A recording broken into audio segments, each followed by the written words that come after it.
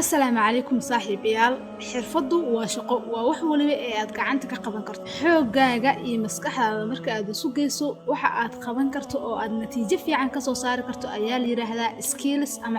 xirfadaha qaarkood uma baahna in aad jaamic noqoto balse shaqo yar oo aad gacantaada ku qabato ama aad bilowday ama waalidkaaga aad ka baratay ama youtube-ka aad ka baratay ayaad maanta ku noqon kartaa xirfadle faa'iiso waxay ka mid tahay ardayda ku nool magaalada muqdisho maanta waxaan rabnaa inaan idinla wadaagno xirfadeeda ama hal abuurnimadeeda sidoo kale faa'iiso waa arday dhigta dugsiga sare wax dheef ahaan waxaan rabnaa inaan bilowno haddii ilaahay yiraahdo soo bandhigida hal abuurka dhallinyaradeena Soomaaliyeed xitaa haddii aan awoodno in aan tartamo waaweyn ka qabanno si ay ugu dhiiradaan dad badan oo ka mid ah dhallinyaradeena oo maanta meel hoose ka jooga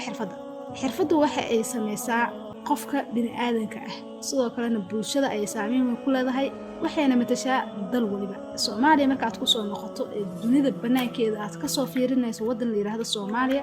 waxa aad u yar ama u liita xirfadaha marar badan waxaa jiro in youtube-leyda iyo dadka wax soo gudbiya ee wanaagsan ay ka hadlaan waxa xirfad la yiraahdo hase ahaatee waxaan u baahannahay dhammaanteen in aan annaga abuurno waxa xirfadda la yiraahdo ee dhabta ah kaliya intii aan ka hadli lahayn waa in aan soo bandhignaa practical sidoo kale aan abuurnaa challengeyo ama wax soo saaro cajiib ah kuwaasoo dadka ku dhiirigelin kara in ay wax soo saaraan maanta waxaan rabnaa marka in aan isla jarjarno xirfadda in yar isweydii dadka Soomaaliyeed ee xirfadlayaasha ah intooda badan waa dad nolosha dhinaca hoose ay dhigtay waa dad marka aad fiiriso labiskooda iyo hab nololeedkooda iyo guryaha ay ku nool yihiin ee aad u hooseeyaan xirfadda dadka leh waxay ahayd in ay ahaadaan dadka nolosha ugu sarreysa ku nool sababta ugu weyn waxa ay tahay dhammaanteen waxaa laga yaabaa inaan wada ognahay sidoo kale waxaa laga yaabaa in aanan waxba ka ogeyn waxaa cajiib ah inteena badan in dhinacaas xirfadaha dadka ka jira aanan fiirin ama aan barrabin in sidaas oo kale aan noqon waa sax balse waxaan ku dhihi lahaa ha ka walwalin dhibta haysata dadkaas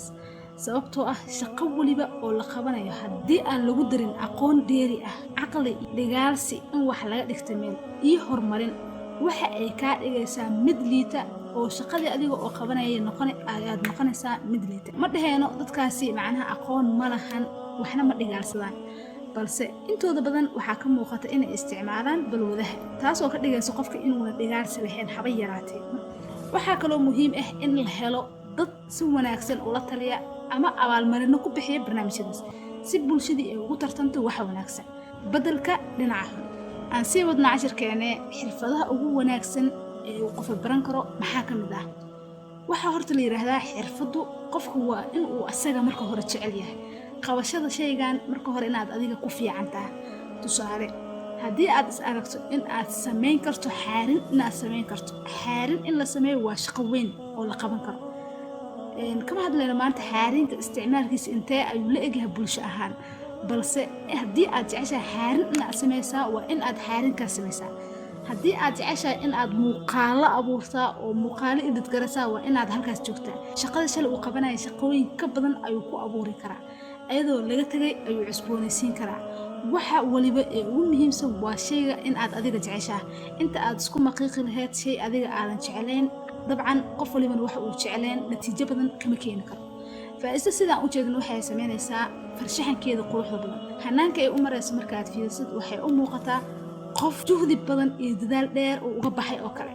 hase ahaatee waxa uu ku qaatay 4 shay sameyntooda muddo saacada ah sababtoo ah waa wax maskaxdeeda ka buuxsamay ama marar badan laga yaabo in ay guriga ku sameysay ama ay ku soo celcelisay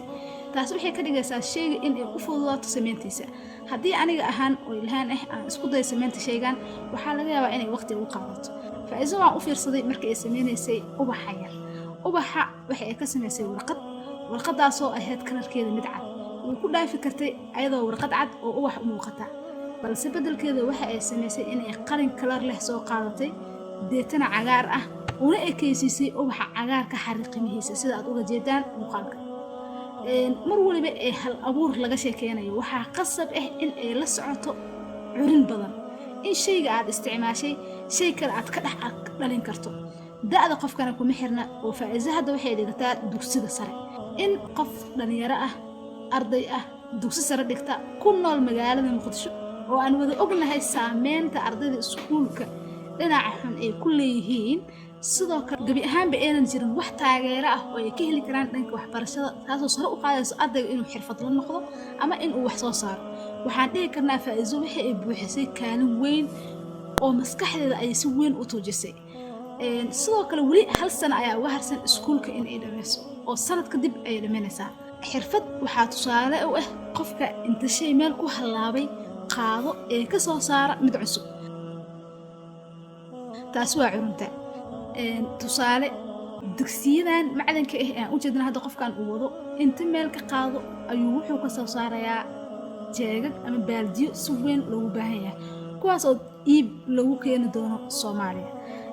ma fiirnayno ninkan dharkiisa sidoo u eegyahay balse xirfadu waxa ay tahay ee dhabta ah waa in aad adiga wax soo saaran karto dabcan haddii aad hal shay soo saari karto ee aad dadka ka iibin karto waxaa la hubaa in aadan shaqo la'aan guriga ku ahaan karin shaqo la'aan habeeraatay in aadan guriga ku ahaan karin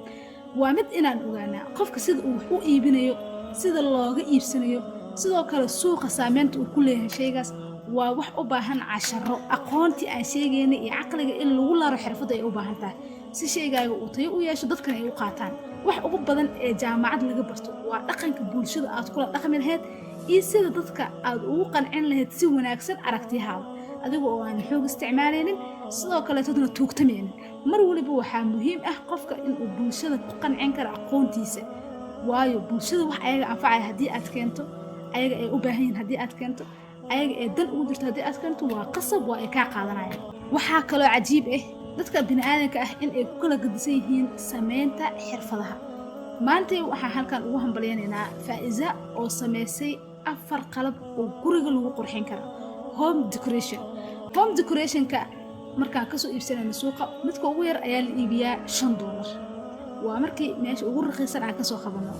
kuwa ugu qaalisan qaarkood waxay gaaraan $45 ilaa $50 mar waliba ee qofka xirfadiisa sii hormariyo ama uu juhdi badan geliyo ama uu helo dad abaalmarin ku siiya waxaa dhacaysa in barnaamijkaas hal abuurkiisa uu hirgalo tayo yeesho bulshada dhexdeedana uu saameyn ku yeesho bulsho ahaan waxaa mas'uuliyad inaga saaran tahay in aan isku dhiirigelino dooradeena sidoo kalena hal abuurkeena annaga aan mideyno ama aan tayano si kaaga loo qaato kan saaxiibkaaga midee. Assalaamu calaykum.